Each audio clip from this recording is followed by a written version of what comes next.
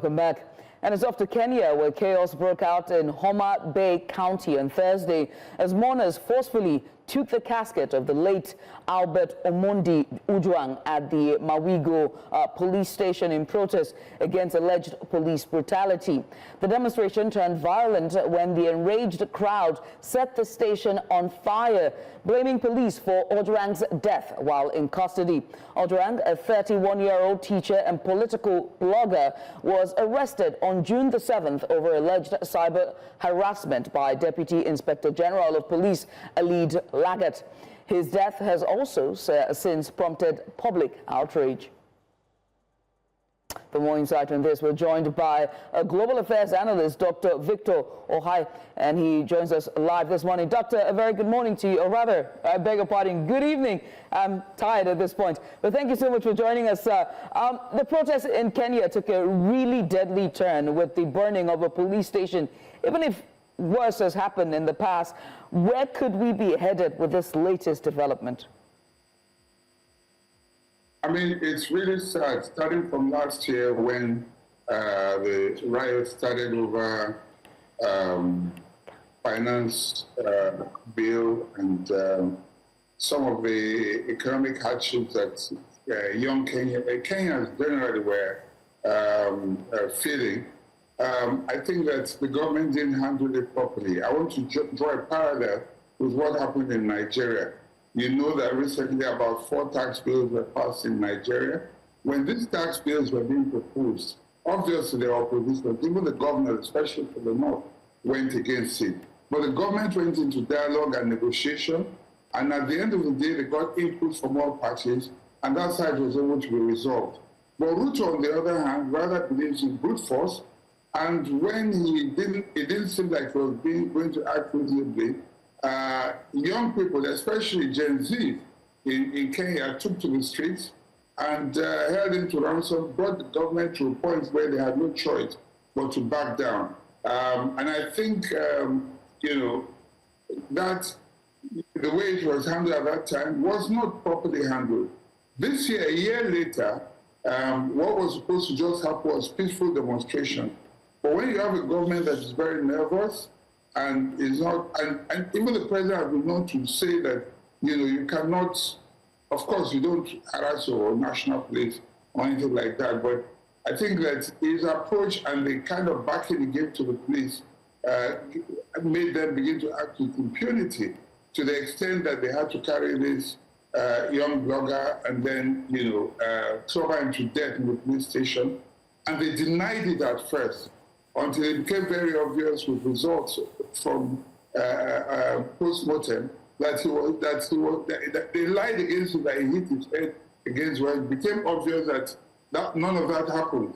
And so that death has fueled, coupled with the killings in the past few days, you know, and the police action, I would call it the police action, mob action, it has fueled, you know, the crisis even more. So I think that just the fact that the government has mismanaged matters, and if you want to know the way forward, I think that unless the president actually apologizes and sits down to reasonably talk with people and assuage the anger of his people, his days will just be numbered.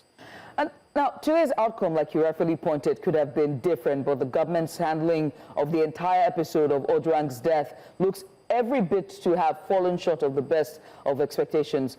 Now, last week, protesters were described by the government as terrorists looking for regime change. How do you reconcile these? Do you agree to that term? I don't agree, because even when the anniversary protests were to start, you know, the Kenyans agreed generally it's going to be a peaceful protest. And the reason for this anniversary protest is like what happened October 20, I think it's 2020 or so, in Nigeria, where the SARS riots took place. People were killed, and then even a year later, people were marking anniversaries.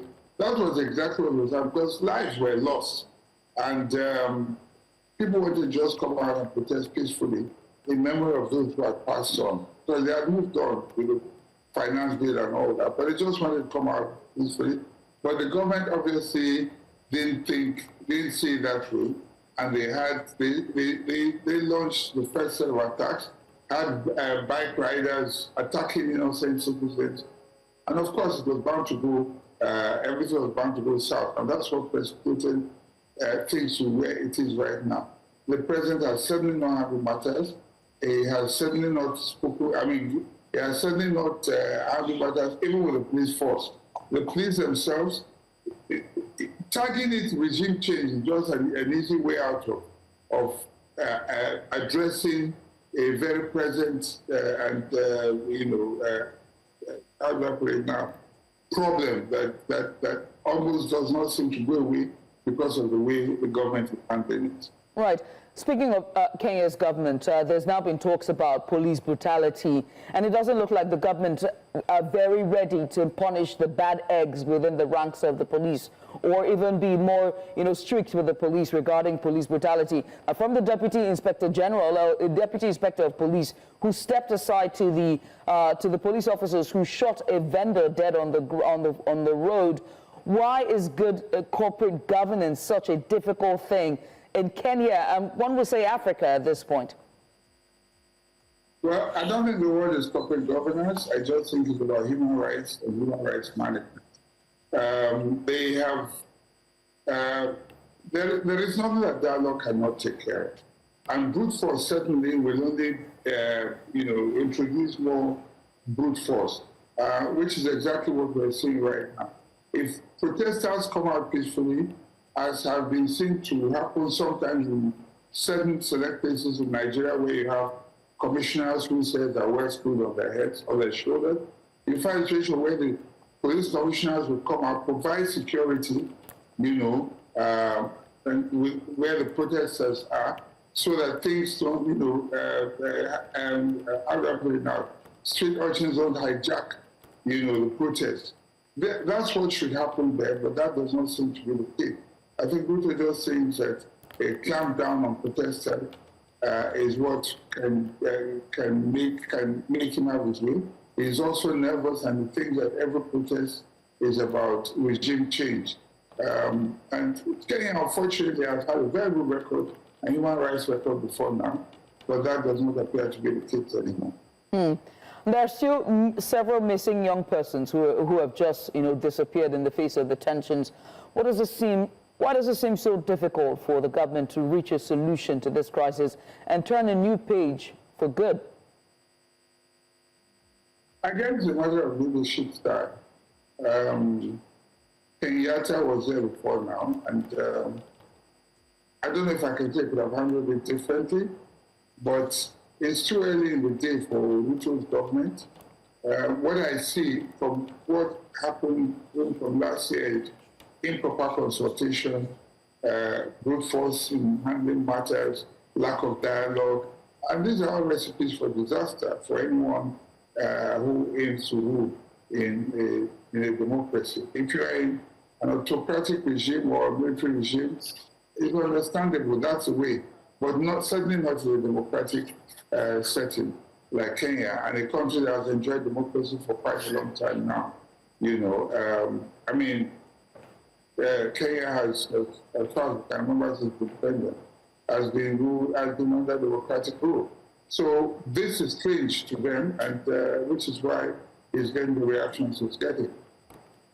Well, I must say thank you, Dr. Okhai, for taking out the time to join us. Dr. Victor Okhai, he's a global affairs analyst, giving us a bit of insight following protests that have broke out in Kenya, and also the police station that set ablaze in Homa Bay in Kenya. Once again, Doctor, thank you for coming on.